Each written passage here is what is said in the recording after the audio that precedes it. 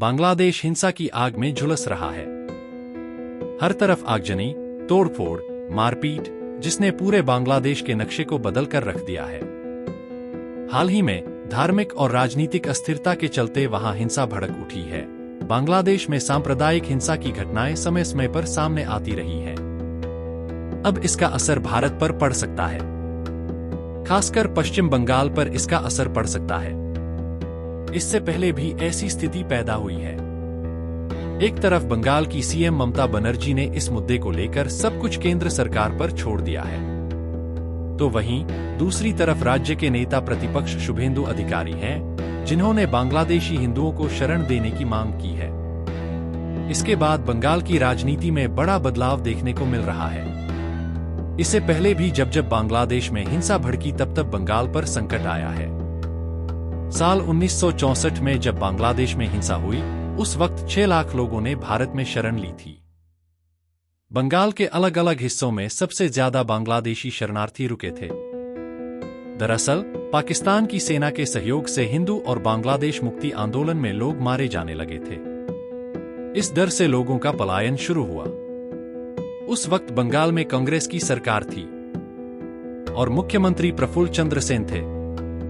फिर साल 1967 में बंगाल में चुनाव हुए और कांग्रेस को हार का सामना करना पड़ा था और राज्य में पहली बार गैर कांग्रेस पार्टियों की सरकार बनी थी।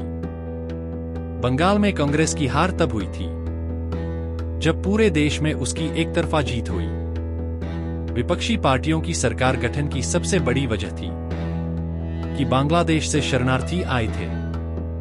बात करें 1971 की तो जब मुक्ति आंदोलन हुआ और फिर 1975 में बांग्लादेश के संस्थापक और प्रथम राष्ट्रपति बंगबंधु शेख मुजीबुर रहमान की हत्या के बाद से पूरा बांग्लादेश हिल चुका था। देश में अशांति फैल गई थी।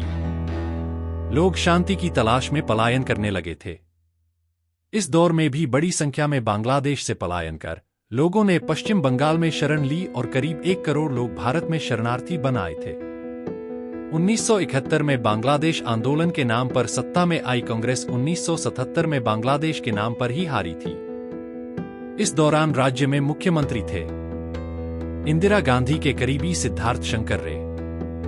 शरणार्थियों के मुद्दों के सहारे ही विपक्षी नेता ज्योति बासु ने सत्ता काबीज की। बांग्लादेश से लगी पश्चिम बंगाल की सीमाओं पर भारतीय कम्युनिस्ट पार्टी ने एक तरफा जीत दर्ज हासिल की थी। अब देखना यह होगा कि एक बांग्लादेश की हिंसा का असर भारत की राजनीति में क्या बदलाव लेकर आता है। बांग्लादेश हिंसा को लेकर बंगाल की सीएम ममता बनर्जी सरकार के साथ खड़ी नजर आ रही हैं। उन्होंने कहा कि सभी लोगों से अनुरोध है कि वो शांत रहें, कोई भी किसी तरह का सांप्रदायिक बर्ताव न करे और कानून अपने हाथ में न ले। मैं सभी राजनीतिक दलों के नेताओं और जनता से भी से अनुरोध करती हूं कि इस तरह का कोई पोस्ट न शेयर करें जिससे यहां पर सांप्रदायिक नुकसान पहुंचे।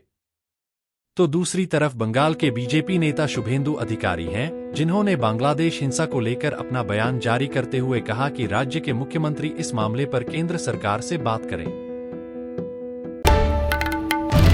बांग्लार आवाज, बांगालीर आवेग, जी 24 घंटा।